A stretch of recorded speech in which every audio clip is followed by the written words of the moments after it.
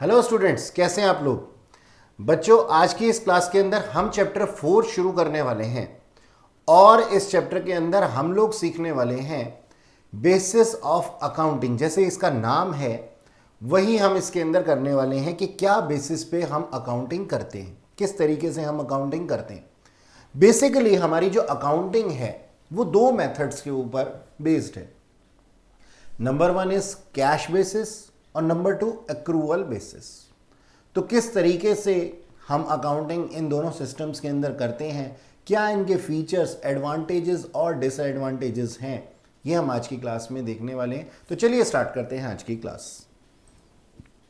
तो आप लोग लिखिएगा कि हम जो बुक्स ऑफ अकाउंट मेंटेन करते हैं, मेंटेनेंस ऑफ अकाउंट्स, हम दो बेसिस पे करते हैं। नंबर वन कैश बेसिस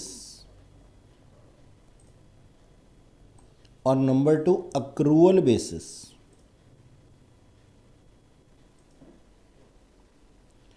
अब अक्रूवल बेसिस को हम मर्केंटाइल बेसिस भी कहते हैं। अक्रूवल बेसिस को हम मर्केंटाइल बेसिस भी कहते हैं। तो सबसे पहले मैं स्टार्ट करता हूं कैश बेसिस के हिसाब से। क्या एग्जैक्टली होता है ये कैश बेसिस, तो इसके बारे में हम सबसे पहले लिखते हैं। देखो बच्चों, ऐसा होता है कि कैश बेसिस अकाउंटिंग के अंदर हम लोग क्या हमारे पास कैश की इनकमिंग हो रही है और क्या हमारे पास कैश की आउटगोइंग हो रही है, उसी को रिकॉर्ड करते हैं। यानी कि अगर मैंने कोई सामान खरीदा है या कोई पेमेंट करी है तो मैं इसको सिस्टम के अंदर रिकॉर्ड करूंगा, और अगर मैंने कोई इनकम अर्न की है तो और इनकम रिसीव भी की है तो उसको मैं रिकॉर्ड करूंगा। यानी कि कैश के आने और जाने को ही हम कैश सिस्टम के अंदर रिकॉर्ड करते हैं। नंबर टू जो चीज है इसके अंदर, कि इससे कोई फर्क नहीं पड़ता कि हमने रेवेन्यू नेचर की ट्रांजैक्शन की है या कैपिटलाइज नेचर की ट्रांजैक्शन की है। मान लीजिए मैंने एक प्लांट एंड मशीनरी परचेज की है तो मेरे हिसाब से ये कैपिटलाइज नेचर की है। लेकिन जो ऑर्गेनाइजेशन कैश बेसिस फॉलो करती हैं उनको इस चीज़ से कोई फर्क नहीं पड़ता कि उन्होंने सैलरी पे की है या फिर प्लांट एंड मशीनरी के लिए पेमेंट की है, तो वो इसको सिर्फ पेमेंट ही मानती हैं। तो यहाँ पे रेवेन्यू नेचर और कैपिटलाइज नेचर नहीं होता। इन ट्रांजैक्शंस के अंदर क्या होता है, कैश का आना और कैश का जाना, भले ही वो रेवेन्यू नेचर का हो चाहे वो कैपिटलाइज नेचर का हो। तो आइए इस चीज़ को हम लोग लिखते हैं कि इसमें काम किस तरीके से होता है। कैश रिसीव्ड, इसके फीचर्स हैं ये, कैश रिसीव्ड और कैश पेड रिकॉर्डेड। यानी कि यहाँ पे यही रिकॉर्ड किया जाता है कि कब कैश आया और कब कैश गया। ठीक है, आगे लिखिएगा, no matter whether cash received और paid is for last year, current year और फ्यूचर ईयर। यानी कि इस बात से कोई फर्क नहीं पड़ता कि हमने जो कैश रिसीव या पे किया है ये पिछले साल का था, इस साल का है या अगले साल का है। बस कैश से ही फर्क पड़ता है कि कैश आया है या गया है। ठीक है, अच्छा जी, इसके अंदर लिखिएगा, only income received and expenditure incurred recorded. Therefore, no recording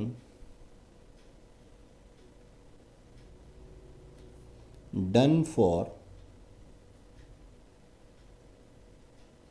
expenditure and income for the year. यानी कि इस सिस्टम के अंदर सिर्फ और सिर्फ इनकम के और एक्सपेंडिचर्स की एंट्री की जाती है, रिकॉर्ड की जाती है। इससे कोई फ़र्क नहीं पड़ता, इससे कोई फ़र्क नहीं पड़ता कि इस साल की इनकम या एक्सपेंडिचर कितने थे। यानी कि इनकम और एक्सपेंडिचर होने चाहिए वो, इनकम और एक्सपेंडिचर होने चाहिए वो, लेकिन अक्रूवल बेसिस के अंदर हम बिल्कुल अलग करते हैं। अक्रूवल बेसिस के अंदर हम जो इस साल की जितनी इनकम होती है हम उसको रिकॉर्ड करते हैं, ना कि ये रिकॉर्ड करते हैं कि कौन कौन से सालों की ये इनकम थी। अच्छा जी, नेक्स्ट पॉइंट आप लिखिएगा, इस सिस्टम के अंदर only transaction recorded whether having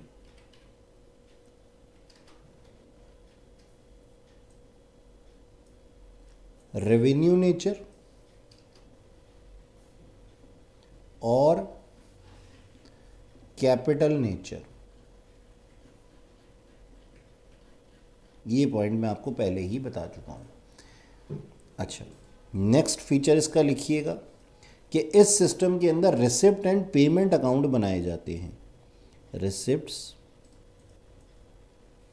and payment account and payment account prepared. और लास्ट फीचर, इसका हम एग्जाम्पल फीचर क्या, हम इसका एग्जाम्पल लिख सकते हैं इसके लास्ट पॉइंट में। ये एग्जाम्पल है उन ऑर्गेनाइजेशंस का जो कि कैश सिस्टम फॉलो करती हैं, और उसके अंदर आते हैं चैरिटेबल ट्रस्ट, चैरिटेबल ट्रस्ट, या फिर कोई क्लब्स हो सकते हैं, या फिर कोई स्कूल्स हो सकते हैं, ऐसी ऑर्गेनाइजेशंस होती हैं। ठीक है जी, तो ये थी हमारे पास में क्या, कैश बेसिस सिस्टम की पूरी नॉलेज कि भाई इस तरीके से यहाँ पे कैश सिस्टम के अंदर बनाया जाता है। अब मैं इसके एडवांटेजेस और डिसएडवांटेजेस आप लोगों के साथ डिस्कस करने वाला हूँ। ठीक है, तो चलिए लिखते हैं एडवांटेजेस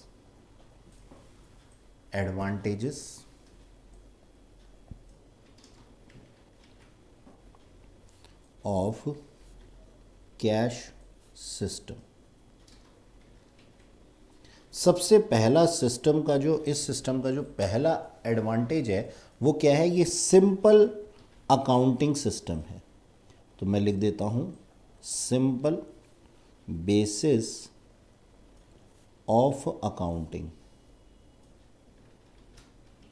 ठीक है जी, यानी कि ये बहुत आसान है, कोई छोटा सा बच्चा भी इसको मेंटेन कर सकता है कि वो ये लिख सके कि भाई किस तरीके से क्या इनकमिंग हुई कैश की और क्या आउटगोइंग हुई कैश की। तो आप देखते हैं जैसे कि कुछ ऐसे लोग होते हैं जो ज़्यादा पढ़े लिखे भी नहीं होते, वो भी अपनी एक कॉपी के एक साइड पे, एक पेज पे जो है वो इनकम लिख देते हैं और दूसरी साइड एक्सपेंडिचर लिख देते हैं। तो कोई भी आराम से, कोई भी इंसान इसको जो है वो लिख सकता है, इस अकाउंटिंग को मेंटेन कर सकता है। ठीक है जी, सिंपल है, इसके अंदर कोई एडजस्टमेंट्स नहीं होती। लेकिन और इसके अंदर क्या होता है, फ्यू एस्टिमेट्स होते हैं, few estimates and judgement required. यानी कि कुछ बहुत थोड़े एस्टिमेशन ही हमारा काम कर देते हैं इस कैश सिस्टम के अंदर, या फिर बहुत ही छोटी सी कोई भी जजमेंट जो है वो रिक्वायरमेंट होती है। जैसे कि किस तरीके से मैं इस बुक्स ऑफ अकाउंट को बना सकता हूँ कि मैं यहाँ पे डेबिट और क्रेडिट फॉलो करता हूँ, तो एक तरफ मैं डेबिट और दूसरी तरफ क्रेडिट लेफ़्ट और राइट साइड पे लिख करके अपने जजमेंट ले सकता हूँ कि कहाँ पे मैं एक्सपेंस और कहाँ पे मैं इनकम्स लिखूँगा और किन लोगों को मुझे उधार देना चाहिए या नहीं देना चाहिए। ऐसे छोटे छोटे सिंपल से क्वेश्चन। अच्छा जी, ये जो अकाउंटिंग सिस्टम जो है, ये कैश सिस्टम ऑफ अकाउंटिंग जो है, ये उन उन ऑर्गेनाइजेशंस के लिए सूटेबल है, नेक्स्ट पॉइंट आप लिखिएगा, suitable for organisation having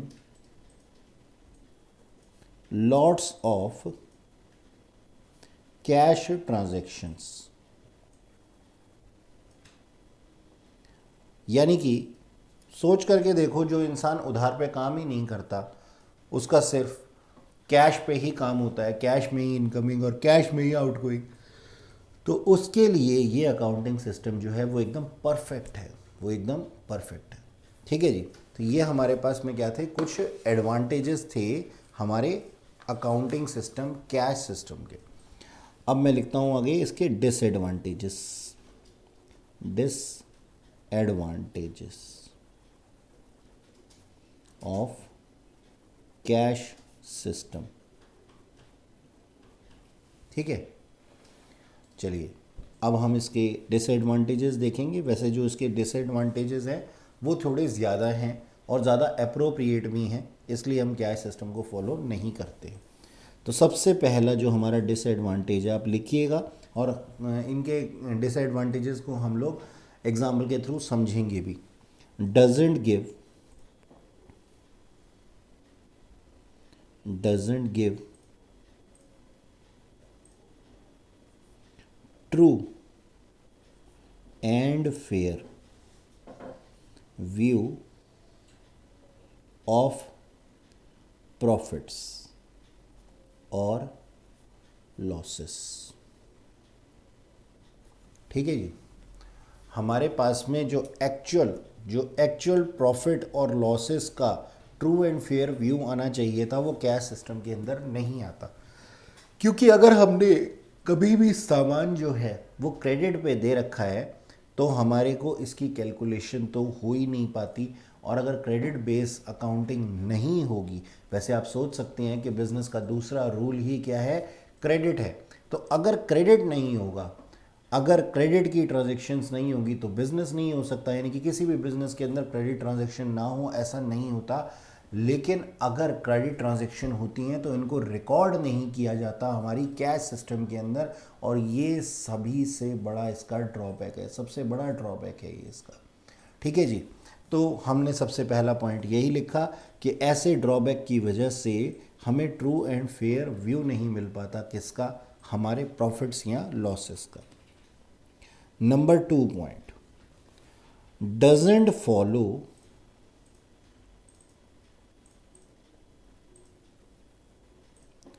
does not follow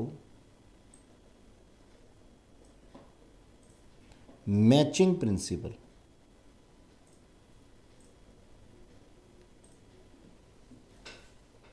matching principle of accounting. अब सोचने वाली बात है कि मैचिंग प्रिंसिपल क्या कहता है हमारे पास में अकाउंटिंग का। हमारा अकाउंटिंग प्रिंसिपल जो है, जो मैचिंग अकाउंटिंग प्रिंसिपल है, वो क्या कहता है, पहले उसको समझ लेते हैं, फिर ये देखेंगे कि कैश सिस्टम कैसे इसको फॉलो नहीं करता। ओके, तो हमारा प्रिंसिपल क्या है। प्रिंसिपल ये कहता है, हमारा अकाउंटिंग प्रिंसिपल जो कहता है वो ये कहता है कि प्रॉफिट्स अर्न, पहले हम इसको लिख लेते हैं, profits earn by the business during a period. ये पीरियड जो है वो 1 साल का हो सकता है। ठीक है जी। During a period can be correctly measured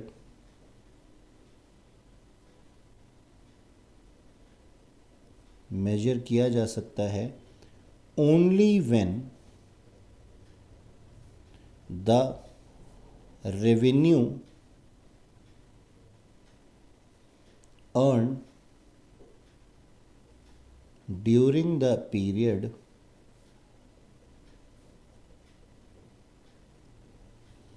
is matched with the expenditure incurred to earn that revenue। ठीक है जी। देखिए हमने लिखा क्या, देखो पहले समझ लेते हैं इस चीज़ को कि हमने लिखा क्या है।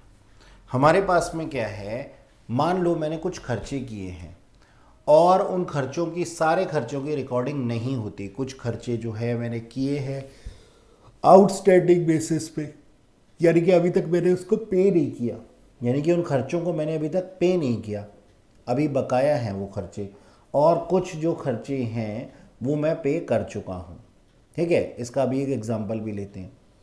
और मैंने कुछ इनकम अर्न की इन खर्चों को करके, लेकिन जो इनकम अर्न की थी वो इन खर्चों से मैच नहीं कर रही, तो ये मैचिंग प्रिंसिपल जो है वो नहीं कहलाएगा। और अगर ये मैचिंग प्रिंसिपल नहीं होगा तो ये मैचिंग प्रिंसिपल को ना ऑप्ट करना, ये ड्रॉबैक होगा किसका, कैश सिस्टम का। अब इसी चीज़ को मैं एक एग्जांपल से आप लोगों को अच्छे से समझाता हूँ कि मैं कहना क्या चाह रहा हूँ, मेरा मैचिंग प्रिंसिपल किस तरीके से काम करता है। देखो एक एग्जांपल लेते हैं, एक एग्जांपल लेते हैं इस ड्रॉबैक को समझने के लिए। मान लो फॉर द ईयर 1920 एक मिस्टर राम है, Ram had cash sales rupees 5 lakh, 5 lakh रुपए की कैश सेल्स थी। और क्रेडिट सेल्स कितनी थी, उनकी क्रेडिट सेल्स थी करीब 2 लाख। ओके, उसका जो एक्सपेंडिचर था, उसका जो एक्सपेंडिचर था वो था 3 लाख, और जिसके के अंदर इंक्लूड थे ₹50,000 आउटस्टैंडिंग। आउटस्टैंडिंग मतलब बकाया थे, अभी उन्होंने पे नहीं किए। ठीक है, अब अगर मैं आपको बोलूं कि आप कंप्यूट करिए हिज इनकम, तो आप कैसे कंप्यूट करेंगे भाई? जवाब है सिंपल कि मैं अगर रेवेन्यू में से, जो कि इनकम हुई है, रेवेन्यू में से अगर मैं माइनस कर देता हूं अपने एक्सपेंडिचर, तो मेरे पास में आ जाता है क्या, प्रॉफिट या लॉस। तो मेरा रेवेन्यू कितना था, मेरा रेवेन्यू था कैश सिस्टम के अगर हिसाब से हम देखते हैं तो कैश सेल्स कितनी थी, 5 लाख। तो रेवेन्यू जो था वो 5 लाख था। और अगर मैं एक्चुअल एक्सपेंडिचर्स की बात कर रहा हूँ, जो एक्सपेंडिचर एक्चुअली पे किए गए थे वो थे कितने, 2,50,000, क्योंकि इसके अंदर 50,000 अभी अनपेड थे तो उसको हमने निकाल दिया। तो कैश बेसिस पे जो हमने 2,50,000 का प्रॉफिट अर्न किया है, प्रॉफिट ऑन कैश बेसिस, क्योंकि हमने इसमें कहीं भी ये रिकॉर्ड नहीं किया, हमने इसमें कहीं भी ये रिकॉर्ड नहीं किया कि भाई हमारे पास में कोई क्रेडिट पे भी काम हुआ था। लेकिन सच्चाई क्या थी, सच्चाई ये थी कि क्रेडिट बेसिस पे भी कुछ काम हुआ था, क्रेडिट पे सेल्स भी हुई थी और स्टिल आउटस्टैंडिंग यानी कि उधार पे है, अभी हमने जो एक्सपेंस पे करने हैं वो उधार हैं। तो क्या 2.5 लाख रुपए हमारे एक्चुअल प्रॉफिट्स हैं? नहीं, ये एक्चुअल प्रॉफिट्स नहीं है, ये हमारे कैश बेसिस प्रॉफिट्स हैं, जिनको कि हम एक्चुअल प्रॉफिट्स नहीं मान सकते। और यही इसका क्या है, एक ड्रॉबैक है। तो यहाँ पे आप कंक्लूजन में नीचे लिखिएगा कि credit sales and outstanding expenditure are completely ignored in cash system, which is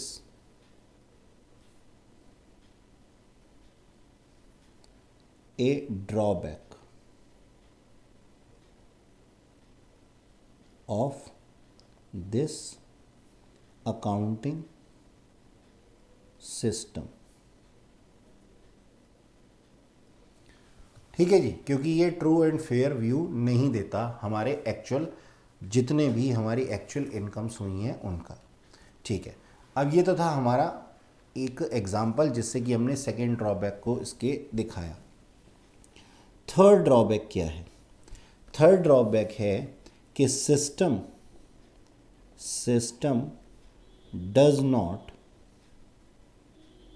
doesn't distinguish between capital and revenue transactions।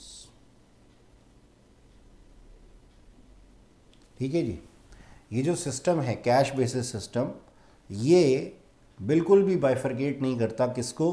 Capital और रेवेन्यू ट्रांजैक्शंस को। आइए इस चीज़ के लिए भी मैं आप लोगों को एक एग्जांपल देता हूँ कि इसमें किस तरीके से काम किया जाता है। देखो जी, मान लो एक एग्जांपल लेते हैं हम, लिखिएगा आप एग्जांपल। मान लो राम ने परचेज किया, Ram purchased plant and machinery for ₹5 lakh, 5 lakh रुपए की प्लांट एंड मशीनरी उन्होंने पे की।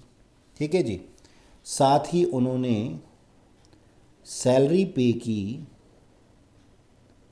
Paid salary 7,000 rupees. और मान लो कि उनकी सेल्स जो थी ड्यूरिंग द ईयर थी वो थी करीब 2 लाख रुपए। सेल्स जो थी वो 2 लाख रुपए था। अब कैश सिस्टम के अंदर किस तरीके से काम होता है? ये एक अकाउंट मेंटेन किया जाता है इस तरीके से। मान लीजिए कॉपी के 2 पेज है, लेफ़्ट और राइट साइड वाला। ठीक है, और कॉपी के 2 पेजेस पे मैं इधर की साइड एक्सपेंडिचर और दूसरी साइड पे इनकम्स को लिख देता हूँ। ठीक, इसी तरीके से हम रिकॉर्डिंग करते हैं।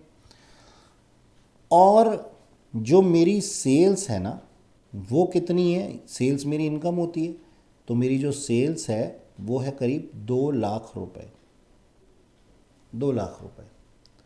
लेकिन मैंने इस साल जो है वो मशीनरी परचेज़ की थी, तो ये एक एक्सपेंडिचर था, तो मैंने लिख दिया यहाँ पे प्लांट एंड मशीनरी मैंने कितने की परचेज़ की? 5 लाख रुपए की। और मैंने सैलरी भी पे की, तो सैलरी पे की मैंने कितने की? 7,000 रुपए की। तो टोटल कितना हुआ मेरे पास में? 5,07,000 रुपए का एक्सपेंडिचर और 2 लाख रुपए की इनकम। तो यहाँ पे भी मैं 5,07,000 रुपए लिख देता हूँ। लेकिन मेरे पास में क्या है? एक्सपेंडिचर ज़्यादा है और सेल्स यानी कि इनकम जो है वो कम है। तो इसका मतलब बैलेंसिंग फिगर, अगर मैं बैलेंसिंग फिगर के वे में जानूँ तो ये क्या है? ये मेरा एक तरीके का लॉस है। लॉस है कितने का? 3,07,000 रुपए का। भाई जब मेरे खर्चे ज़्यादा होते हैं और इनकम कम होते हैं तो इसका मतलब मेरे पास में क्या हुए हैं? लॉस हुए। लेकिन बच्चों, लेकिन देखो समझो, क्या सच में मुझे लॉसेस हुए हैं? नहीं। क्या होता है कि मशीनरी जो है वो पूरे साल के बाद भी ज़िंदा है, यानी कि अभी भी काम करने योग्य है। मेरी जो प्लांट एंड मशीनरी है वो अभी भी काम करने के लिए, काम करने लायक है। लेकिन हमने इसको क्या मान लिया? हमने मान लिया कि ये हमारा एक खर्चा था और हमने इसको लॉस के अगेंस्ट एडजस्ट कर दिया। भाई ये लॉसेस में आप देखिए ज़्यादा हिस्सा किसका है? प्लांट एंड मशीनरी का। अगर ये प्लांट एंड मशीनरी मैं यहाँ ना लिखूँ, एक्सपेंडिचर साइड पे ना लिखूँ मैं प्लांट एंड मशीनरी, तो मुझे क्या प्रॉफिट होंगे या लॉसेस होंगे? सर तब तो मुझे प्रॉफिट्स हो जाएंगे। आप देखिए मैं इसको छुपा देता हूँ पेन से। यहाँ पे लिखा होगा सेल्स 2 लाख और दूसरी साइड से मैं छुपा देता हूँ plant and machinery.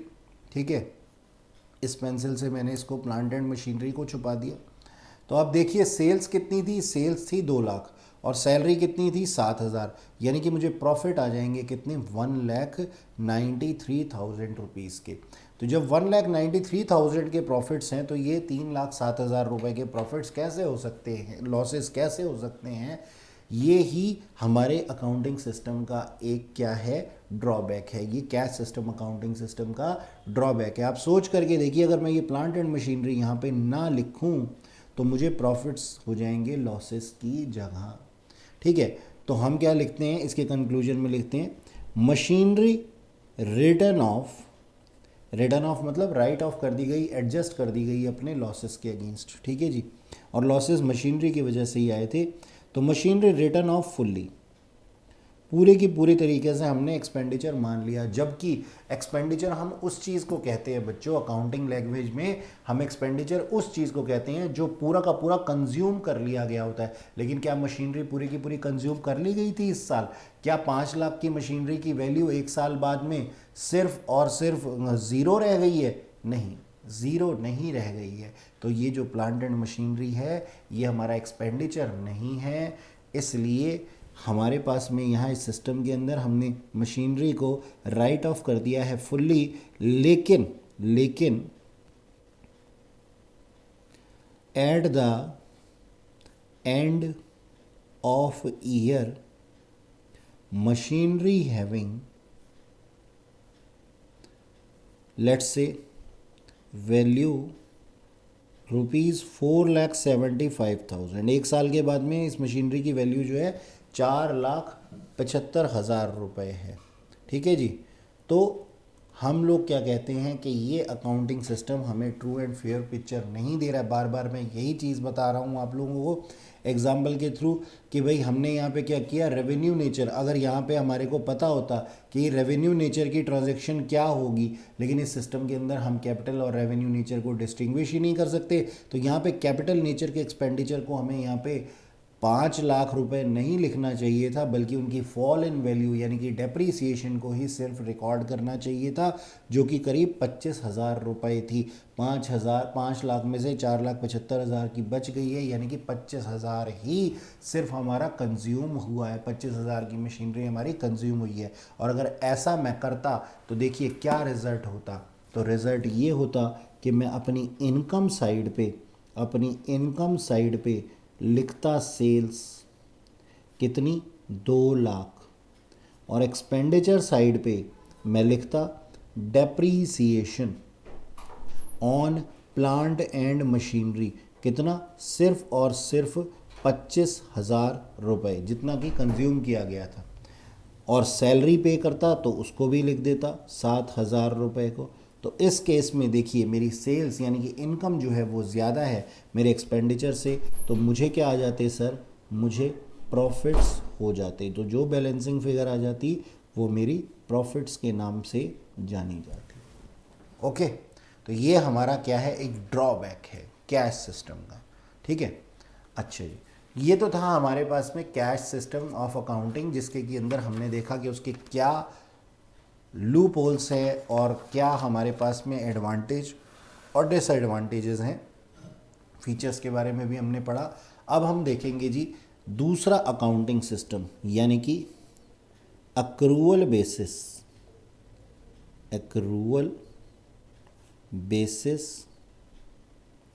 Of accounting. ठीक है जी, अक्रूवल बेसिस ऑफ अकाउंटिंग। ठीक, अच्छा, अक्रूवल बेसिस ऑफ अकाउंटिंग को अगर हम पढ़ें तो अक्रूवल बेसिस की क्या ज़रूरत है हमें, ये पहले मैं आप लोगों को थोड़ा बताना चाहूँगा। आओ समझते हैं। मान लीजिए मिस्टर राम हैं जिनकी की सेल्स जो है ना, एक एग्जांपल है, ये एग्जांपल है आप लोगों के लिए।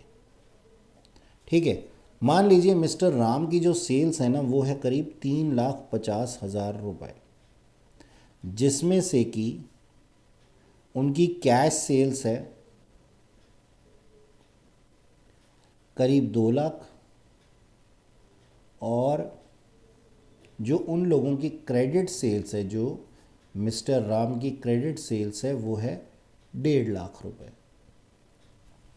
ओके, नंबर 2 जो फैक्ट आपके सामने रखा गया मिस्टर राम के जो एक्सपेंडिचर थे वो थे 70,000 रुपीज़ इस साल के, जिसमें से कि उन्होंने एक्सपेंस जो एक्चुअली पे कर दिए हैं वो है 50,000, और जो एक्सपेंडिचर अनपेड हैं जिनको कि फ्यूचर में पे किया जाएगा, ऐसे नहीं है कि हमने उनको छोड़ ही दिया है, वो फ्यूचर में पे किए जाएंगे, वो 20,000 है। अब आप लोगों से मेरा क्वेश्चन है कि कंप्यूट हिज प्रॉफिट्स। तो सोच करके देखिए कि इसके आंसर में प्रॉफिट्स कैसे निकल करके आएंगे। तो सिंपल सी बात है सर, सेल्स में से अगर हम एक्सपेंडिचर्स को माइनस कर दें तो ये हमारे प्रॉफिट्स निकल करके आ जाएंगे। जी हाँ, बिल्कुल सही। लेकिन मैं आपसे जानना चाहता हूँ कि मेरे पास में, मैं आपको 3 ऑप्शन दे रहा हूँ, इन 3 ऑप्शंस के अंदर कौन सा प्रॉफिट एक्चुअल प्रॉफिट्स है ये आप मेरे को बताएंगे। पहला ऑप्शन है आपके पास में कि मेरी जो सेल है वो है 3,50,000, ठीक है जी, तो मैंने यहाँ लिख दिया 3,50,000, और मेरे एक्सपेंडिचर जो थे वो थे 70,000, तो मैंने यहाँ पे लिख दिया 70,000। इसके साथ ही मेरे पास में जो प्रॉफिट आ गया वो आ गया 2,80,000। या फिर मैं यूं कहूं कि जितनी मेरी कैश सेल्स है उसमें से मेरे एक्सपेंसेस जितने मैंने पे किए हैं वो निकाल देता हूं। तो दूसरा ऑप्शन है 2 लाख की सेल्स और उसमें से जो मैंने एक्चुअली एक्सपेंस इनकर्ड किए हैं, यानी कि सच में जो मैंने पेमेंट की हैं, वो मैं माइनस कर देता हूं, तो मेरे पास में 1,50,000 रुपए के प्रॉफिट्स आ जाते हैं। या फिर तीसरा जो मेरे पास में है ऑप्शन, वो क्या है कि मैं क्रेडिट सेल्स यानी कि 1,50,000 की सेल्स में से माइनस कर देता हूं अनपेड एक्सपेंडिचर जो कि है 20,000, तो मेरा प्रॉफिट 1,30,000 है। ये तीनों ऑप्शन जो है मैंने आपके सामने रख दिए। क्वेश्चन हमारी स्क्रीन पे है और साथ में ही हमारे पास में क्या है, इसके जवाब भी हैं। तो कौन से ऑप्शन के साथ में आप जाना चाहेंगे, आप मुझे बताइए। तो मैं जाना चाहूँगा ऑप्शन नंबर फर्स्ट के साथ में। क्यों? क्योंकि देखिए, एक बिजनेस जो होता है वो अपनी कैश बेसिस और क्रेडिट बेसिस दोनों ट्रांजैक्शंस के लिए ही जाना जाता है। भाई ऐसा तो हो नहीं सकता कि एक बिजनेस के अंदर सिर्फ कैश बेसिस ट्रांजैक्शंस ही हों, क्रेडिट बेसिस ट्रांजैक्शंस भी होंगे। और जैसा कि अभी थोड़ी देर पहले मैंने बोला था कि बिजनेस का दूसरा नाम ही क्रेडिट बेसिस है, उधार पे ही बिजनेस चलता है। चाहे आप अपनी सुबह की शुरुआत करते हैं दूध, अंडे, ब्रेड से, तो वो आप उधार पे लेकर के आते हैं और लास्ट में, महीने के लास्ट में आप उसकी पेमेंट करते हैं। या फिर कोई बड़ा से बड़ा अंबानी या अदानी हो, सारे के सारे क्रेडिट बेसिस पे ही बिजनेस करते हैं। तो क्यों हम अपने प्रॉफिट्स को कैलकुलेट करते हुए क्रेडिट बेस की ट्रांजैक्शंस को छोड़ दें, जैसा कि हमने छोड़ दिया था कैश बेसिस सिस्टम के अंदर। सच्चाई ये है कि क्रेडिट ट्रांजैक्शंस को भी हमें बिजनेस के प्रॉफिट्स के अंदर इंक्लूड करना होगा। तो आप देख सकते हैं मेरी टोटल सेल्स जो कि 3,50,000 है, जिसके के अंदर मेरी क्रेडिट सेल्स ऑलरेडी इंक्लूडेड है, और मेरे एक्सपेंडिचर ड्यूरिंग द ईयर जो बनते थे वो 70,000 बनते थे, जिसमें कि अनपेड अभी भी इंक्लूड हैं, जिसको कि मैंने अभी पेमेंट करनी है। तो आज करूं या कल पेमेंट करूं, पेमेंट तो करनी ही पड़ेगी। तो बच्चों सिंपल सी बात है, एक्चुअल सेल्स ये है और एक्चुअल एक्सपेंसेस ये हैं, इसलिए एक्चुअल प्रॉफिट्स मेरे कितने हैं, 2,80,000, 2,80,000 इज द करेक्ट आंसर। अब ये एग्जाम्पल सुनने के बाद में हमारी इच्छा होती है अंदर से कि हम कैश बेसिस सिस्टम को हटा दें और कोई नया मेथड हम सोचें। तो बच्चों बताना चाहूँगा मैं आप लोगों को कि उसी नए मेथड का नाम जो है वो है accrual basis of accounting. Accrual basis of accounting या मर्केंटाइल बेसिस ऑफ अकाउंटिंग क्या कहती है? वो यही कहती है कि आप अपने यहाँ पे सारी की सारी एडजस्टमेंट ड्यूरिंग द ईयर जो भी होनी चाहिए थी उसको रिकॉर्ड कीजिए, चाहे वो कैश बेसिस थी चाहे वो क्रेडिट बेसिस थी।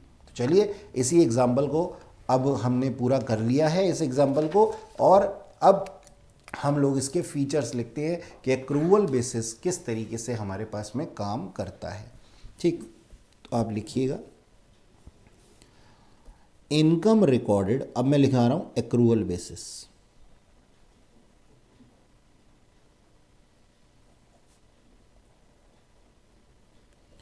accrual basis of accounting।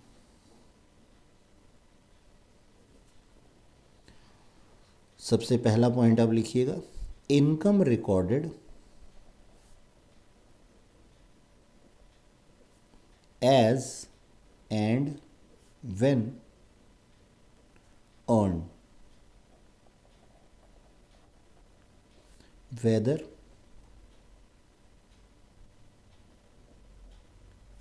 received और not received। ठीक है जी। देखो मैं इसको समझाता हूँ आपको। मान लीजिए मैंने 1/4/2018 में काम शुरू किया, अपना बिजनेस शुरू किया, ठीक है जी। और मैंने इसमें, चलिए बिजनेस को छोड़ते हैं, अब मैं एक नॉर्मल सी बात करता हूँ। मान लीजिए कि आपने कहीं बैंक में फिक्स्ड डिपॉजिट करवाया। आम लोग, आम जनता, सब लोग ये जानते हैं फिक्स्ड डिपॉजिट करवा देते हैं। फिक्स्ड डिपॉजिट करवा दिया और एफडी कराने के साथ ही आपने 5 लाख रुपए का जो अमाउंट था एफडी में फिक्स कर दिया। और इसका जो रेट ऑफ इंटरेस्ट था, इसका जो इंटरेस्ट था वो था 10% पर एनम। और आपको 31/12/2018 के बाद से इंटरेस्ट ही नहीं मिला, जबकि आपका अकाउंटिंग ईयर कब ख़त्म हो रहा था? आपका अकाउंटिंग ईयर ख़त्म हो रहा था 31 मार्च 2019 में। तो आपका ये वाला जो अमाउंट है यहाँ से यहाँ तक कितने महीनों का हो गया? ये करीब 3 महीने का, 3 मंथ्स का जो इंटरेस्ट है वो पेंडिंग है, ये आपका। लेकिन सोचने वाली बात ये है कि ये हमारी ड्यूरिंग द इनकम है, ड्यूरिंग द ईयर इनकम है, यानी कि हमने इस साल इसे कमाया है लेकिन रिसीव नहीं किया।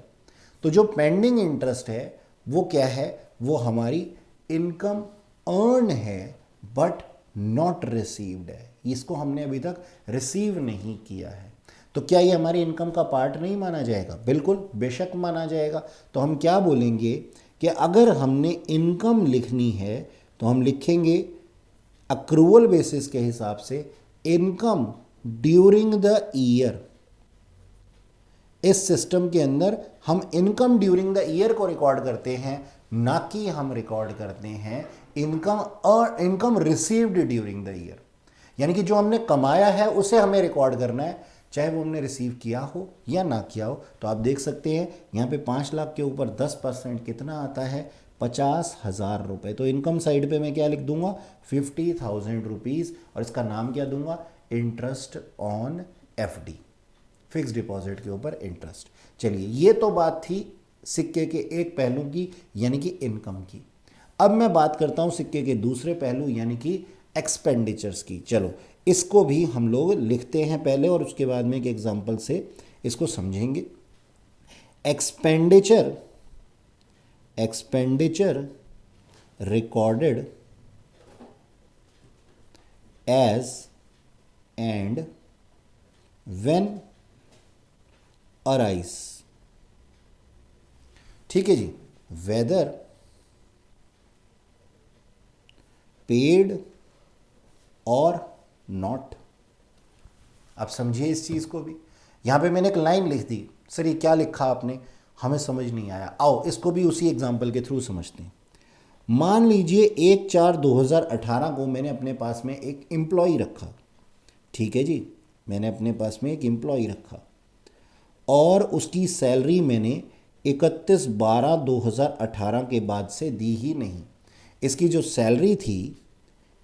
सैलरी थी वो थी करीब 10,000 रुपये पर मंथ, ठीक है जी। सैलरी मुझे पे करनी चाहिए थी 10,000 पर मंथ, लेकिन 31/12/2018 के बाद से मैंने इसकी सैलरी पे ही नहीं की।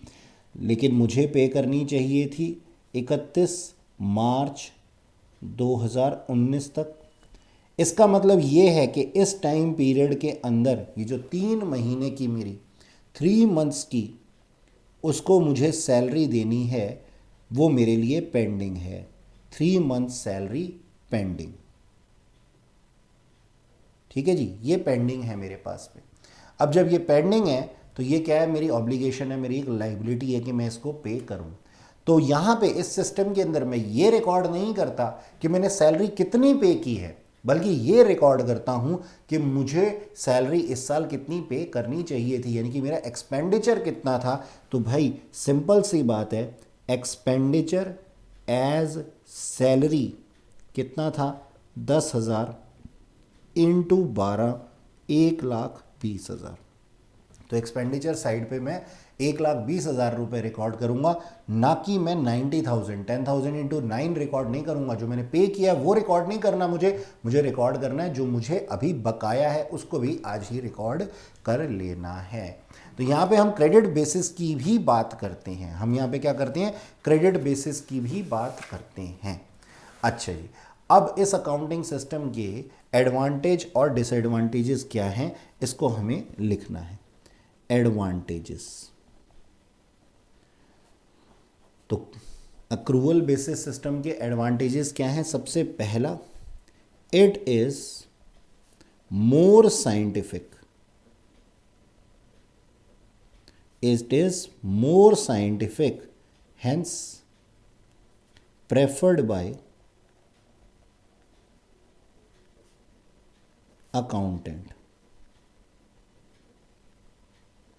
आप किसी भी लिटरेट पर्सन से पूछेंगे तो वो हमेशा प्रेफर करेगा अक्रूवल बेसिस ऑफ अकाउंटिंग, क्योंकि कैश बेसिस के अंदर तो सिर्फ एक ही तरीके की रिकॉर्डिंग कैश बेसिस पे ही होती है, क्रेडिट बेसिस पे नहीं होती।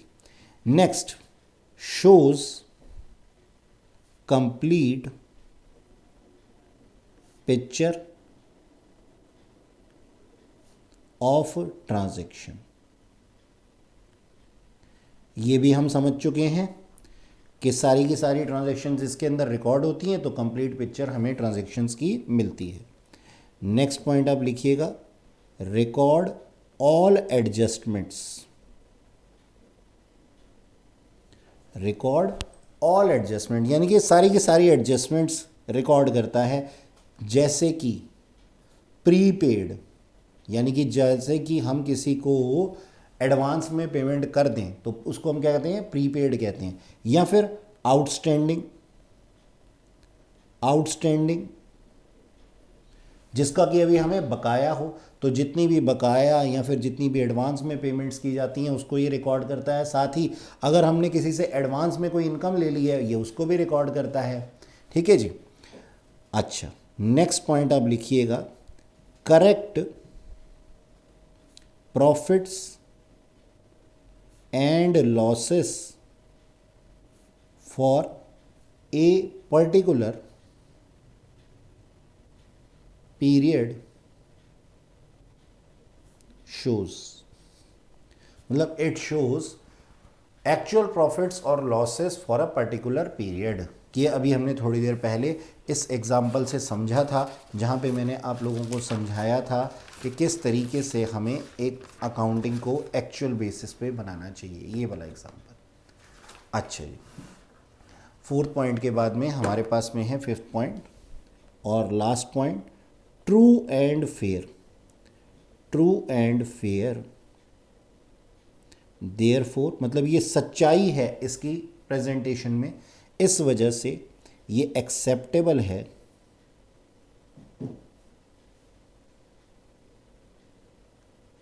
Bye investors.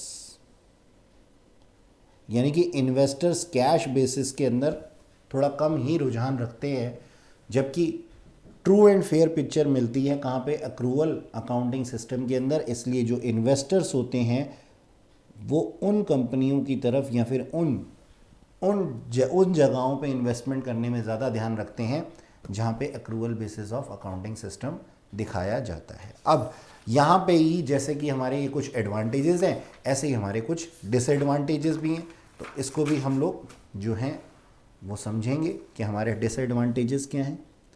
Disadvantages, disadvantages of accrual basis accounting system. सबसे पहली बात, अगर हम डिसएडवांटेज लिख रहे हैं तो इसके लिए हम सबसे पहले लिख सकते हैं system, this system is not simple, यानी कि इसको कोई ऐसा व्यक्ति जिसको कि एक स्पेसिफिक नॉलेज ना हो या फिर जो अपने उधार खातों को सही से मेंटेन ना कर सके, वो इस सिस्टम को ऑप्ट नहीं कर सकता। उसके लिए तो कैश सिस्टम ही सही है। अच्छा, यहाँ पे जो थिंग्स है ना, जो भी ट्रांजेक्शन्स हैं, इसको बहुत ज़्यादा एनलाइटमेंट, एलेबरेशन की ज़रूरत होती है, तो ये भी एक इसका डिसएडवांटेज है।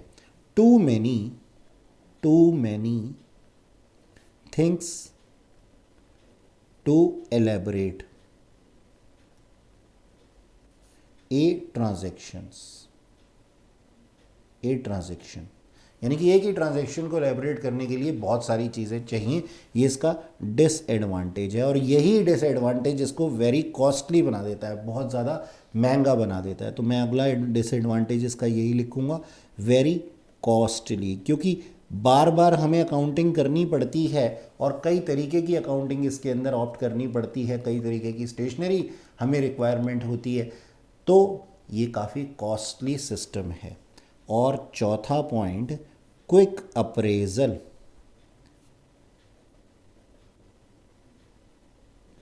ऑफ प्रॉफिट और लॉस नॉट पॉसिबल, यानी कि हमें सारे के सारे हमें सारे के सारे सिस्टम को पूरे अच्छे तरीके से चेक करना होगा, तभी हम किसी को प्रॉफिट्स या लॉसेस बता सकते हैं। अगर हमें क्विक अप्रेजल चाहिए, यानी कि फटाफट से नॉलेज चाहिए प्रॉफिट या लॉसेस की, तो हमारे लिए एक्रूवल सिस्टम जो है वो बेहतरीन नहीं है। बावजूद इसके, इन सारी लिमिटेशंस के बावजूद, मैं यही कहूँगा आप लोगों से, कंक्लूजन में आप ज़रूर लिखिएगा, अगर आपसे ये कुछ पूछ लिया जाता है कि भाई आप किसके साथ जाएंगे, तो आप जाएंगे एक्रूवल बेसिस ऑफ अकाउंटिंग के साथ में, क्योंकि यही ट्रू एंड फेयर पिक्चर को रिप्रेजेंट करता है। तो बच्चों, आने वाली क्लासेस में आपसे फिर मुलाकात होगी। आज यहीं ख़त्म करते हैं अपनी क्लास को। Till then keep learning, bye bye.